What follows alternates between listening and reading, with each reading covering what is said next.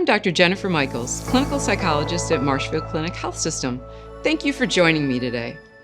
This video was made possible by a partnership between the Wisconsin After School Network and the Wisconsin Department of Children and Families.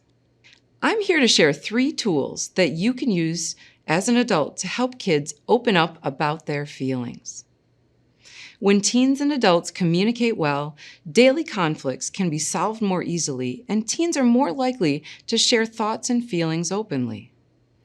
If a child anticipates that a parent or an adult is not going to listen or might criticize what they say, they're less likely to be open about what they are thinking or feeling. So as adults, we need to demonstrate that we are listening, physically present, and truly attentive.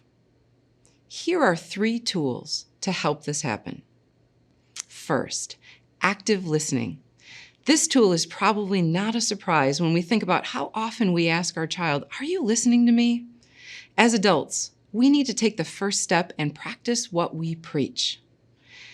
Active listening is when you are focused intently on your child, not focused elsewhere, such as on your phone, and not thinking about anything other than the conversation in front of you. You are anchored to looking at and listening to your child. When they are talking, you actively listen. Focus on trying to understand their viewpoint and their feelings. You are not trying to think of advice, contemplate ways to fix the issue, or evaluate whether their statements are true or false. You do not have to agree or disagree. They just need to know that you hear what they are saying. This leads to number 2. Avoid judgment and keep your emotions in check. Kids gauge our reactions all the time, and it's no secret that they pay closer attention to what we say and do when they are sharing something that is important to them or something that makes them feel vulnerable. This is a critical opportunity for a parent or caregiver to react in a non-judgmental way, keep ourselves calm, practice active listening, and refrain from expressing opinions.